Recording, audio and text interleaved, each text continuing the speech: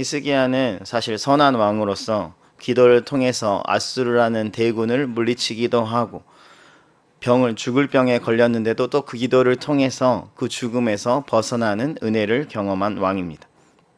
다시 말해서 기도를 통해서 나라의 승리도 얻게 되고 인생의 승리도 경험한 사람이 히스기야라는 겁니다. 우리도 여름 시즌에 다양한 승리를 얻었습니다. 국내의 단기 선교, 초중고 성경 캠프, 청장년 수련회에 이르기까지 큰 승리를 경험했다는 겁니다. 여기까지는 참 좋습니다. 그런데 그 다음이 문제입니다.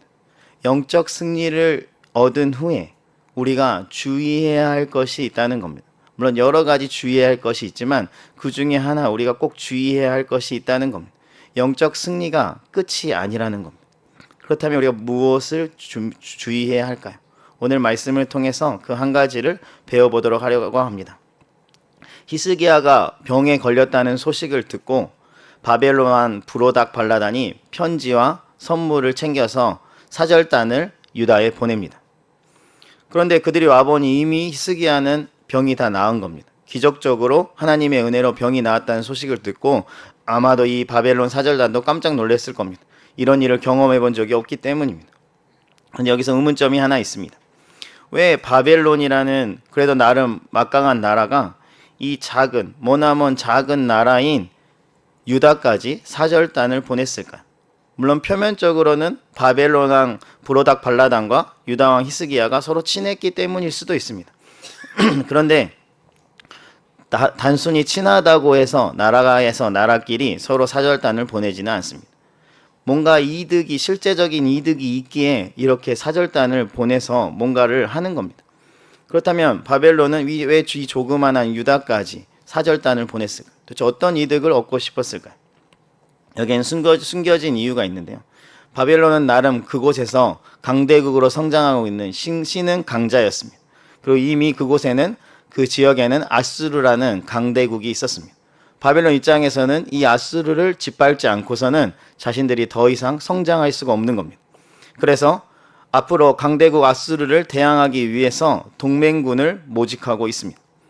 그러던 중에 이 유다도 그 동맹군에 모으는 일환으로 너희도 우리와 함께 하자라는 그 사절단을 보내는 겁니다.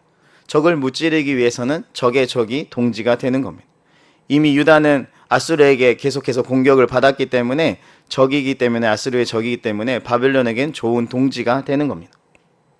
그래서 지금 아수르를 무찌를 주변 국가들과의 연합을 지금 만들기 위해서 사절단을 보내고 그 사절단 중에 유다도 포함되어 있는 겁니다. 유다 왕 히스기야의 입장에서도 여러 차례 아수르의 공격을 받았으니 아수르는 자신들의 주적이 됩니다. 아수르를 어떻게든 토벌하고 싶었을 텐데 자신들의 힘만으로는 안 되는데 동맹을 맺자는 이 신흥 강자 바벨론이 저절로 찾아왔으니 얼마나 기쁘겠습니까? 아마 흔쾌히 받아들일 준비를 했을 겁니다. 그래서 자신을 찾아온 이 동맹국의 요청을 하는 이 사절단이 너무 기뻐서 바벨론 사절단을 데리고 왕궁 투어를 시켜줍니다. 외국에서 사절단이 오면 이런 좋은 구경거리를 보여주지 않습니까? 그래서 히스기야가 왕국 이곳저곳을 보여주다가 나중에는 왕궁 창고를 열어서 야 우리에겐 이런 것들이 있다. 금은 향료, 보물, 기름 모든 것들을 다 보여줍니다. 거기다가 무기고도 열어서 우리에게는 이런 무기도 있다 하면서 자랑하면서 이것들을 다 보여줍니다. 이것은 히스기야가 갑자기 텐션이 올라서 자랑하고 싶어서 그런 것이 아닙니다. 유다가 바벨론의 동맹국으로서 손색이 없다는 사실을 알려주기 위함입니다. 유다가 동맹국으로서 갖춰야 할 재력, 군사력을 모두 보유했음을 알려주고 있는 겁니다. 그러니 아수르를 쳐들어갈 때 유다가 분명히 바벨론에게 도움이 될 것이니 당신들이 지금 우리와 동맹을 맺는 것은 굉장히 잘한 것이라고 각인시켜주고 있는 겁니다. 사실 이미 바벨론도 이 작은 나라 유다가 어떻게 아수르라는 대군, 자기들은 감히 덤비지 못하는 대군을 무찔렀을까 의아했을 것이고 그래서 이 먼 곳까지 사절단을 보내서 그 아수르를 무찔렀던 경험이 있는 이 유다를 자신의 동맹으로 한 팀으로 모으고 싶었을 겁니다. 그런데 재력도 있고 군사력도 있으니 얼마든지 이 팀을 자신의 팀으로 모으고 싶은 마음이 있을 겁니다. 히스기야 입장에서도 동맹을 마다할 이유가 없습니다. 동맹을 체결은 이제 양쪽 국가가 다 원하는 상황이기에 이제는 따놓은 당산이라고 해도 뭐 무리가 아니라고 할 수 있습니다. 지금 히스기야는 기도를 통해서 병도 나았죠. 또 병만 나았을 뿐만 아니라 15년이라는 인생의 연장을 경험했죠. 그리고 바벨론이라는 신흥 강자와 동맹국까지 얻은, 다시 말해서 축복을 지금 다발로 받고 있는 겁니다. 이 정도면 뭐 복의 아이콘이 히스기야라고 말해도 뭐 과언이 아닐 정도입니다. 그런데 그때 이사야가 갑자기 왕궁으로 들어옵니다. 갑작스러운 선지자의 등장은 항상 뭔가 문제가 생겼다는 것을 의미합니다. 분명히 히스기야는 병도 치유받았고 삶도 영장되었고 강대국 동맹국을 얻은 것도 다 좋은데 도대체 무엇이 문제일까? 우리 14절 말씀 다 같이 읽어볼까요? 14절입니다. 시작.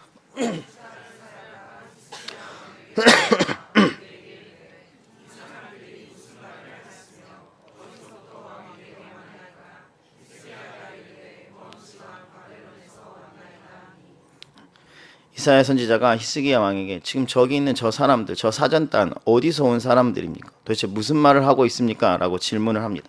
그러자 히스기야는 멀리서 온 바벨론 사절단이라고 소개를 합니다. 그러자 이사야는 그럼 왕궁에서 이들에게 무엇을 보여주었습니까? 라고 물어보자 히스기야는 왕궁의 모든 것을 보여주었다. 창고에 있는 것도 다 보여주었다. 라고 대답을 하니까 이사야의 표정이 확 굳어집니다. 그리고 굉장히 화를 냅니다. 왜 이사야가 분노하는 걸까요? 그때 이사야는 하나님의 말씀을 히스기야에게 전합니다. 사실 이사야는 이 말을 전하기 위해서 지금 왕궁에 들어온 겁니다. 17절 말씀을 제가 읽어드리겠습니다.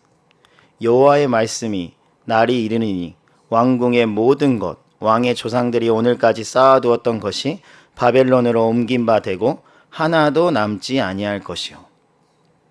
이사야는 지금 히스기야를 호되게 혼내고 있습니다. 히스기야가 지금 왕궁에 있는 모든 것을 보여주었기 때문에 그 모든 것을 바벨론에 빼앗기게 될 거라고 강력하게 예언하고 있습니다. 반대로 말하면 히스기야가 이걸 안 보여줬다면 이걸 빼앗길 일이 없었다는 것이죠. 그런데 문제는 여기서 끝나지 않습니다. 이사야는 또 하나의 저주를 이야기하는데 히스기야의 아들 중에 바벨론에 끌려가서 바벨론 신하 황관이 될 것이라고 예언합니다. 이 말을 종합해 보면 앞으로 유다는 바벨론에 의해서 멸망당할 것이라 이렇게 예언하는 겁니다. 히스기야가 한 것이라곤 바벨론 사절단에게 창고를 개방한 것밖에 없습니다.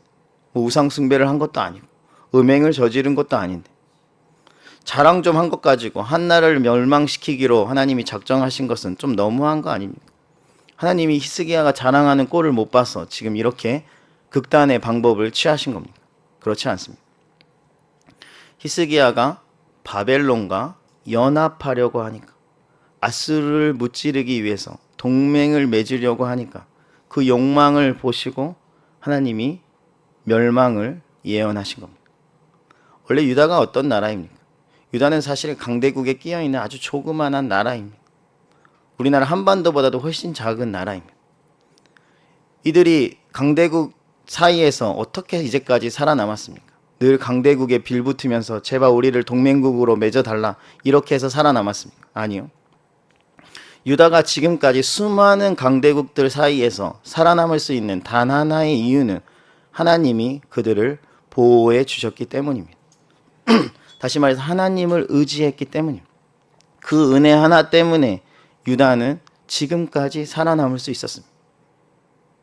그 은혜는 유다가 아수르라는 대군을 무찌를 때도 하나님께서 눈으로 보여주신 그 전쟁을 통해서 내가 너희를 지키고 있다는 것을 분명하게 보여주셨습니다. 그리고 그 당사자가 히스기야였습니다.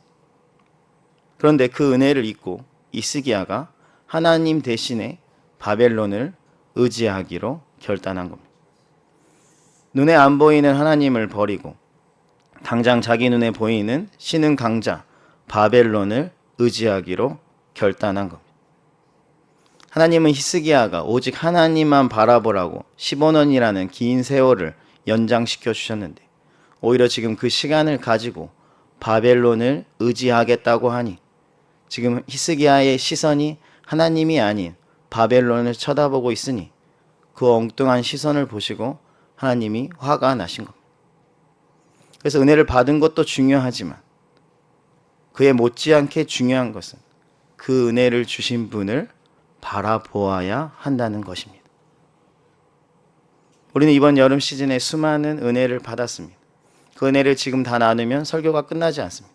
수많은 사람이 이 자리에 나와서 자신들이 얼마나 큰 은혜를 받았는지 간증하였습니다. 왜 하나님께서 이런 은혜를 우리에게 주셨을까? 여러 가지 이유가 있겠죠. 그런데 그 은혜를 받고 나서 세상만 바라보라고 이 은혜를 주셨을까요? 내가 수많은 기도회 때 수많은 기도의 응답을 받은 이유는 단지 나의 유익과 안위만을 바라보라고 하나님께서 그 응답을 주셨을까요? 그렇지 않다는 겁니다. 오직 하나님만 바라보라고 주신 은혜 아닙니까? 우리가 그 뜻을 헤아릴 줄 안다면, 그 은혜를 주신 분의 그 뜻을 헤아릴 줄 안다면 오직 하나님만 바라보아야 하지 않을까요?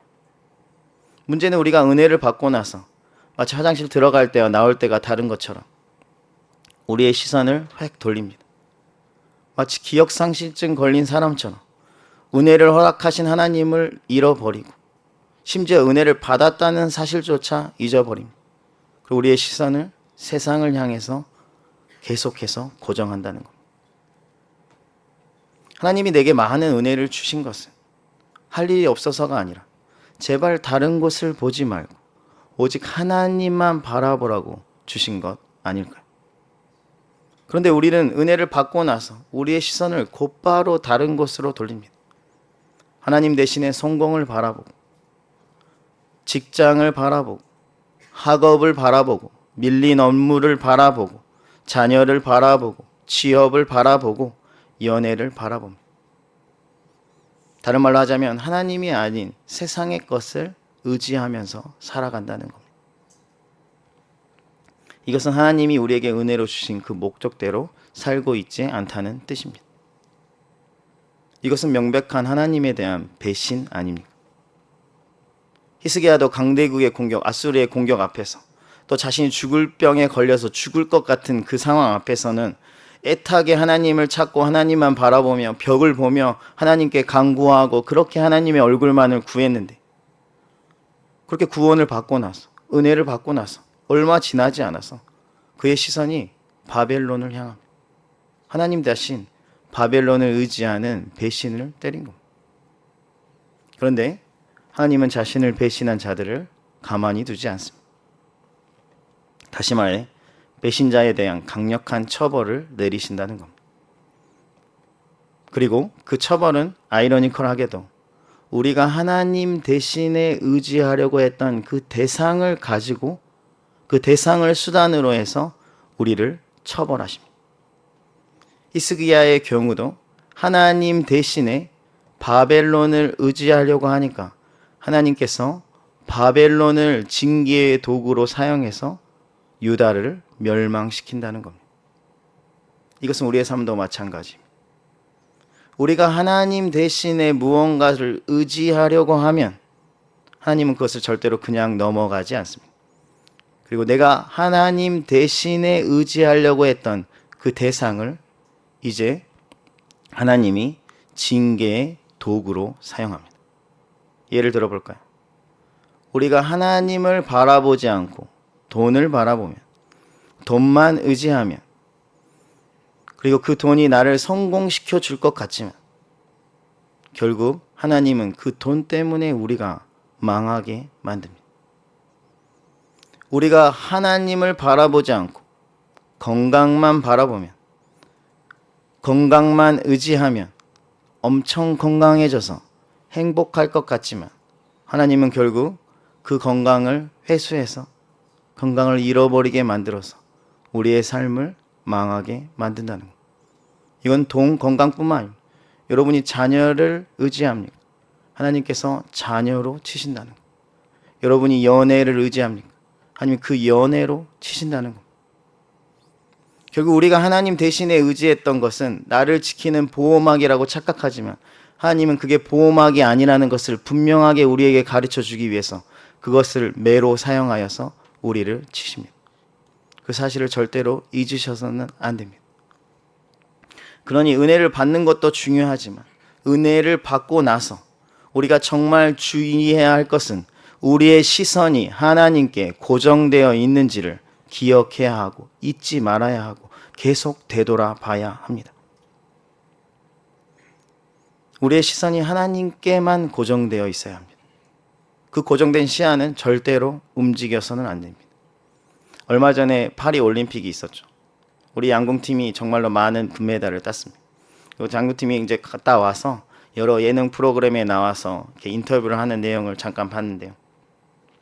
그 사회자가 어떻게 하면 그렇게 화를 잘 쏠 수 있습니까? 너무 간단한 질문이긴 한데 그 질문을 했더니 여러 답을 했던 선수 중에 한 명의 선수가 그런 말을 했습니다. 흐트러지지 않는 집중력입니다. 어떠한 상황 속에서도 한 곳만 바라보는 겁니다. 그래서 심지어 화를 이렇게 쏘는데 벌이 막 앞에 날아다녔다는 거예요. 막 벌이 눈앞에 막 자기 손에 앉았는데도 물지 않으면 난 포기하지 않는다. 그래서 벌이 막 입에 들어가려고 하고 벌이 손에 막 계속 있는데도 그냥 쐈답니다. TV에도 그런 영상이 이렇게 나와 있더라고요. 한 곳만 응시하고 움직이지 않고 시선을 고정해서 쐈을 때 금메달을 따게 되는 겁니다. 이것이 관역을 화살이 관역에 맞춰질 때 잘 맞추는 기본 자세입니다. 이것은 우리도 마찬가지입니다. 하나님의 뜻이라는 관역에 나의 삶을 맞추려면 반드시 우리의 시선은 하나님을 향하고 있어야 합니다. 만약에 그 시선이 다른 요인들로 인해서 자꾸 흐트러지면 우리의 삶은 엉뚱한 곳을 쏘게 됩니다. 엉뚱한 곳으로 가게 된다는 것. 그러니 우리의 시선을 계속해서 하나님만 향할 수 있도록 계속 응시해야 한다는 것. 누구를요? 하나님. 어쩌면 우리가 이번 여름 시즌에 큰 은혜를 받았던 여러 이유가 있지만 그 중에 하나는 오직 하나님만 의지하라고 이 은혜를 우리에게 주시지 않았을까요? 평생 하나님만 바라보고 하나님만 의지하라고 여러분에게 그 은혜를 주시지 않았을까요? 세상은 지금도 집요하게 우리에게 사절단을 보냅니다. 돈의 사절단, 명예의 사절단, 권력의 사절단, 성공의 사절단, 자녀의 사절단들을 보내서 우리로 하여금 하나님이 아닌 그것들을 바라보게 만듭니다. 마치 히스기야에게 바벨론의 사절단을 보낸 것처럼 말입니다. 만약에 우리가 히스기야처럼 그 유혹에 넘어가서 바벨론을 바라본다면, 세상을 바라본다면, 하나님을 의지하지 않는다면 결국 우리는 하나님을 배신하게 될 겁니다. 당연히 그러지 않겠습니까? 우리는 누구만 의지해야 할까? 하나님만 의지해야 합니다. 다른 것을 의지하지 않고 하나님만 의지하는 것으로 충분하다는 겁니다. 하박국 3장 17절 18절에 이런 말씀이 있는데 제가 읽어드리겠습니다. 유명한 말씀입니다. 비록 무화과 나무가 무성하지 못하며 포도나무에 열매가 없으며 감람나무에 소출이 없으며 밭에 먹을 것이 없으며 우리의 양이 없으며 외양간에 소가 없을지라도 나는 여호와로 말미암아 즐거워하며 나의 구원의 하나님으로 말미암아 기뻐하리로다. 아멘. 하박국 선지자는 어떠한 소출이 없어도 심지어 재산을 다 잃어버려도 자신은 구원의 하나님으로 인해서 기뻐한다는 것. 다른 말로 하자면 환경과 상황에 무관하게 오직 하나님만 바라보고 오직 하나님만 의지하겠다는 겁니다. 그걸로 충분하다는 겁니다. 여러분도 그걸로 충분하십니까? 다른 거 다 없어도 내가 하나님만 바라보는 것으로 충분하십니까? 우리는 하나님을 얼마나 온전히 바라보고 있습니까? 얼마나 하나님을 의지하고 있습니까? 아무것도 없고 누구도 의지할 수 없는 상황에서라도 하나님 한 분으로 충분하다고 자신 있게 네라고 대답할 수 있습니까? 물론 수련회나 성경 캠프나 단기 선교를 갔을 때는 그 은혜의 자리에서는 쉽게 네라고 대답합니다. 왜냐하면 우리의 시선이 그때는 오직 하나님께 고정되어 있기 때문입니다. 그런데 우리가 일상으로 돌아오면 지금처럼 일상에 돌아오면 그 대답이 쉽게 나오지 않습니다. 왜 그럴까요? 우리는 똑같은데 왜 대답이 이렇게 달라졌을까? 우리의 시선이 흐트러졌기 때문입니다. 하나님만 바라보고 있던 우리의 시선이 자꾸 세상을 바라보니까 즉각적으로 하나님을 의지하는 그 의존도가 떨어지게 되고 세상을 의존하는 의존도가 높아지게 되면서 하나님 한 분으로 만족할 수가 없는 것. 세상의 것이 더 피로해진 겁니다.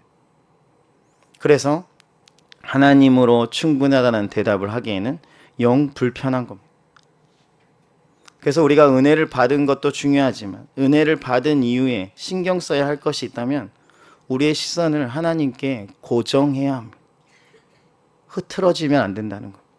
어떠한 상황과 환경에서도 내게 시선이 하나님께 딱 고정되게 그렇게 살아가야 한다는 겁니다. 쓸데없는 것에 나의 시선을 빼앗기면 안 됩니다.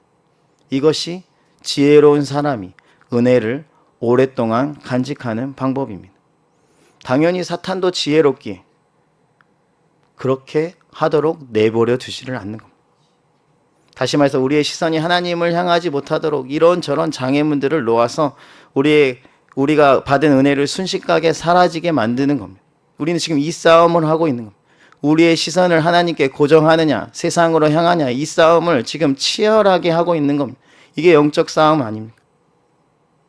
수련회 이후에 여러분의 시선이 자꾸 세상을 향하고 있지 않습니까? 너무 자연스러운 일입니까? 아니요. 여러분 계속 그렇게 하나님을 바라보지 않고 하나님을 의지하지 않고 세상을 바라보고 세상을 의지하면 결국 여러분이 수련회 때 받은 여름 시즌에 받았던 그 은혜들 다 날아가고 소멸되고 근심과 걱정만 가득한 인생이 된다는 것. 사탄이 먹기에 딱 좋은 먹잇감이 된다는 겁니다. 그러니 이럴 때일수록 정말 더욱 정신을 차리고 하나님만 바라보셔야 합니다. 그러면 어떻게 세상 속에서 하나님만 바라볼 수 있을까? 이 세상이 다 보이는데 내 눈앞에 지금 이런 것들이 다 보이는데 어떻게 하나님께만 고정할 수 있을까? 혹시 차 한 대가 무엇인 줄 아십니까?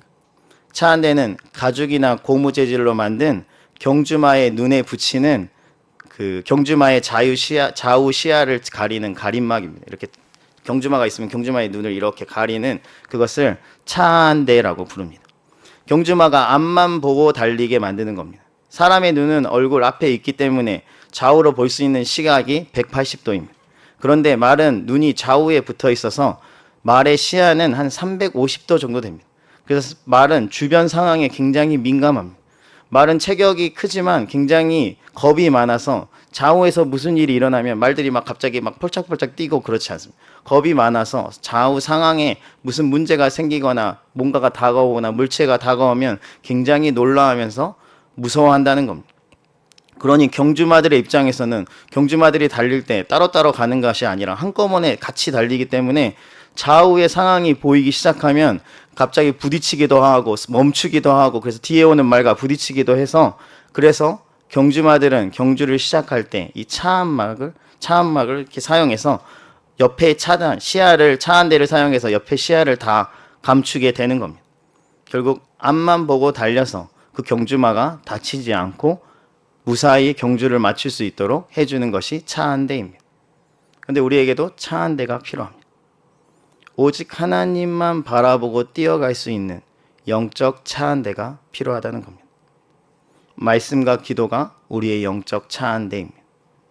수련회 이후에도 계속 말씀과 기도로 무장하고 있으면 하나님을 향한 우리의 시선이 흐트러지지 않을 수 있습니다. 우리가 수련회 때 왜 계속해서 하나님만 바라봤을까? 그곳에 말씀과 찬양, 기도가 풍성했기 때문입니다. 말씀의 차 한 대, 기도의 차 한 대, 이런 것을 계속 쓰게 하니 우리가 계속 하나님만 바라볼 수밖에 없었다는 겁니다. 문제는 그 이후에 우리가 세상으로 나와서 계속 우리가 그 은혜의 말씀, 은혜의 기도를 멀어지면서 영적 차 한 대가 굉장히 귀찮아진 겁니다. 넓은 세상을 바라보고 싶은데 나의 시야를 좁게 만드는 이 영적 차 한 대가 불편하다는 겁니다. 그래서 그것을 벗어버립니다. 그랬더니 넓은 세상이 보이고 그 세상의 유혹에 빠져서 그때부터는 세상을 향해서 질주하는 경주마가 되어버렸습니다. 아마 이 자리에도 벌써 영적 차 한 대를 벗어버리고 세상을 향해 질주하는 경주마 같은 성도님들이 계실 겁니다. 그런데 세상을 향해 질주하다 보면 아까 말들이 시야가 넓어졌을 때 굉장히 위험해지는 것처럼 서로 부딪히기도 하고 넘어지기도 하고 낙심하기도 하고 쓰러지게 된다는 것. 영적 차원대는 나의 시야를 가리는 불편한 걸림돌이 아니 사실 나를 지켜주는 보호막이었습니다. 그것이 인지하지 못하고 그 차원대를 벗어버리는 순간 우리의 삶이 무너지기 시작한다는 것. 위험해지기 시작한다는 것. 그러니 혹시나 영적 차원대를 벗어버리고 세상을 향해 질주하고 있는 분들이 계시다면 다시 말씀과 기도에 영적 차원대를 쓰시길 바랍니다. 그것이 여러분을 가장 안전한 곳, 하나님이 계신 곳으로 달려가게 하는 여러분의 보호막이 되어줄 겁니다. 히스기야도 영적 차원대를 벗어버리고 바벨론을 향해서 뛰어가기 시작하니까 결국 유다를 바벨론에 멸망시키는 그 불명예를 얻지 않았습니까? 여러분, 회복과 멸망 사이에는 거리가 먼 것 같지만 사실 그렇지 않습니다. 굉장히 가깝습니다. 종이 한 장 차이입니다. 히스기야가 하나님의 기적으로 생명을 얻게 되고 치유받는 그 회복을 얻었지만 다시 유다가 멸망받는 예언을 얻을 때까지 그리 오랜 시간이 걸리지 않았습니다. 다시 말해서 은혜를 잃고 멸망에 이를 때까지가 금방이라는 겁니다. 우리도 아무리 큰 은혜를 받았어도 영적인 치유를 받았어도 우리의 시선이 세상으로 빼앗기는 그 순간 우리의 영혼은 다시 멸망의 길을 걷게 됩니다. 그 시간이 얼마 걸리지 않습니다. 은혜를 받을 때는 참 힘들고 어려운 고지를 점령하는 것 같은 그런 난관들을 다 이겨내면서 그렇게 은혜를 받았는데 다시 그 은혜가 사라지고 영적으로 추락해서 슬럼프에 오는 데까지는 하루도 걸리지 않는다는 슬픈 현실이 우리의 실제적인 삶이라는 겁니다. 그러니 이번 여름 시즌에 은혜를 받았다고 자만해서도 안 되고 늘 깨어 있어야 합니다. 언제 넘어질지 모르기 때문입니다. 여러분을 겁주려고 하는 게 아닙니다. 성경에서도 선줄로 생각하는 자는 넘어질까 조심하라고 경고하고 있습니다. 승리만을 만끽하지 마시고 우리의 시선이 지금 어디로 향하는지를 늘 살피시길 바랍니다. 혹시나 이미 넘어졌거나 낭망한 분들이 있습니까? 아직 포기하기에는 이릅니다. 흐트러진 우리의 시선을 다시 하나님께 고정하면 됩니다. 그러면 회복할 수 있습니다. 그러니 여러분의 시선을 다시 하나님께 고정하시길 바랍니다. 성경을 보면 주님께 시선을 두었다가 공경에 처해서 주님을 바라보지 못했다가 다시 주님께 시선을 고정했을 때 회복했던 한 사람이 나옵니다.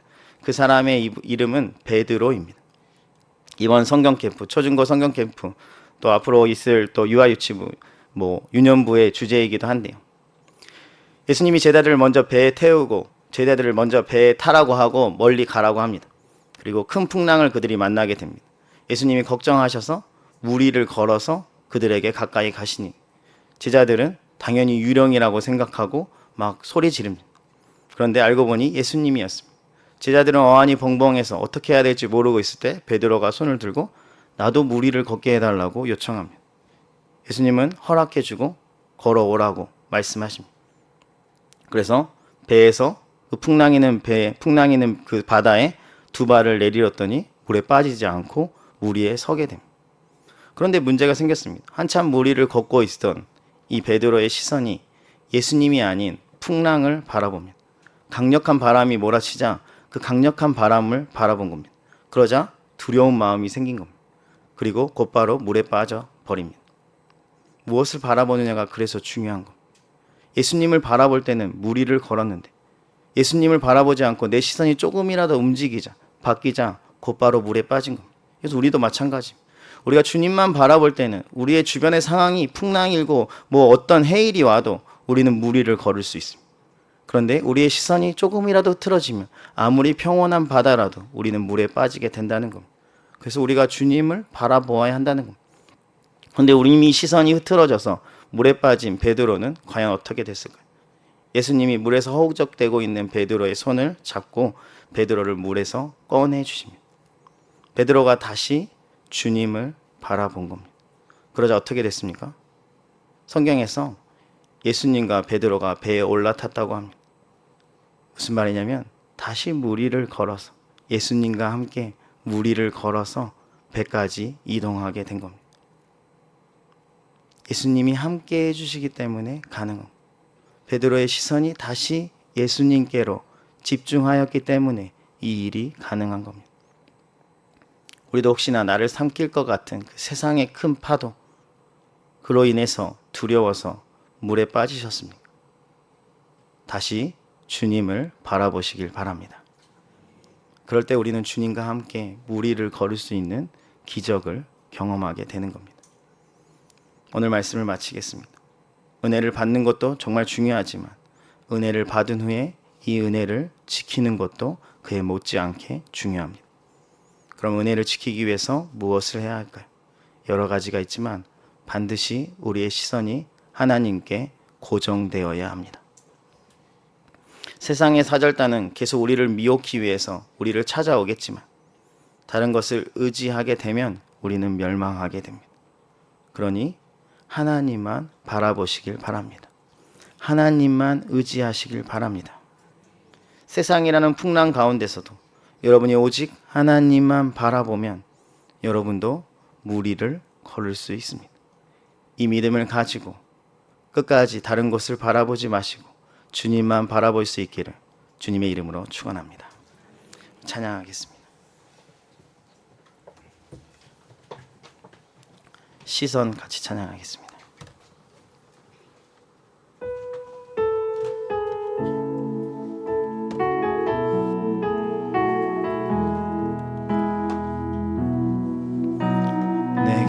내게로부터 눈을 들어 주를 보기 시작할 때 주의 일을 보겠네. 내 작은 마음 돌이키사 하늘에 꿈꾸게 하네. 주님을 볼 때 다시 처음부터 불러볼까요? 내게로부터 눈을 들어 내게로부터 눈을 들어 주를 보기 시작할 때 주의 일을 보겠네. 주의 일을 보겠네. 내 작은 마음 돌이키사 내 작은 마음도 하늘에 꿈꾸게 하네. 하늘에 꿈꾸게. 언제요? 주님을 볼 때. 주님을 볼 때 모든 시선을 주님께 드리고 살아계신 하나님을 느낄 때 살아계신 하나님을 느낄 때 내 삶은 주의 역사가 되고 하나님이 일하기 시작. 우리 다시 한번 처음부터 내게로부터 눈을 들어 내게로부터 눈을 들어 주를 보기 시작할 때 주의 일을 보겠네. 주의 일을 보겠네. 내 작은 마음 돌이키사 내 작은 마음 돌이키사 하늘에 꿈꾸게 하네. 주님을 볼 때 모든 시선을 주님께 드리고 살아계신 하나님을 느낄 때 내 삶은 주의 역사가 되고 하나님이 일하기. 우리 2절로 찬양하겠습니다. 성령이 나를 변화시켜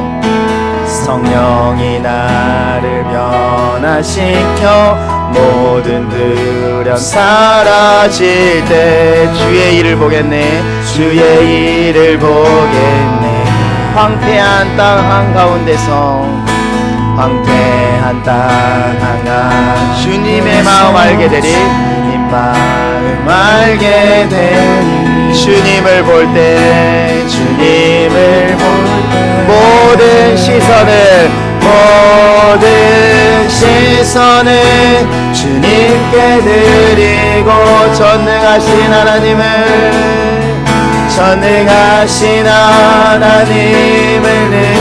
세상은 주의 나라가 되고 세상은 주의 나라가 하나님이 일하기 시작하네. 하나님이 모든 시선을 주님께 드리고 모든 시선을 주님께 드리고 전능하신 하나님을 늘 세상은 주의 나라가 되고 세상은 주의 나라가 하나님이 일하기 시작하네. 하나님이 일하기 주님의 영광 임하네. 주님의 영광 주님의 영광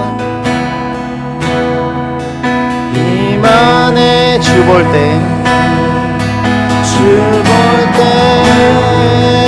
주님의 영광 주님의 영광 임하네. 주 볼 때 주님의 영광 주님의 영광 임하네.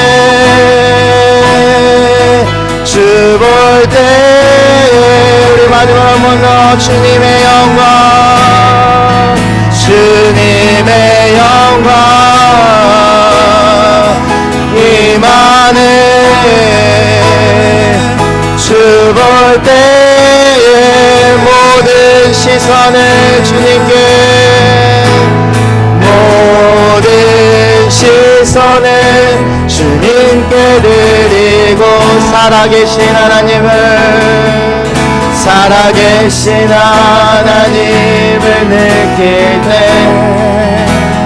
내 삶은 주의 역사가 되고 하나님이 모든 시선을 주님께 드릴 때 모든 시선을 주님께 드릴 때 전능하신 하나님을 느낄 때 전능하신 하나님 세상은 주의 나라가 되고 세상은 주의 나라가 되고 하나님 우리 마지막으로 한 번 더 찬양합시다. 모든 시선을 주님께 드리고 모든 시선을 주님께 드리고 살아계신 하나님을 느낄 때 살아계신 하나님 내 삶은 주의 역사가 되고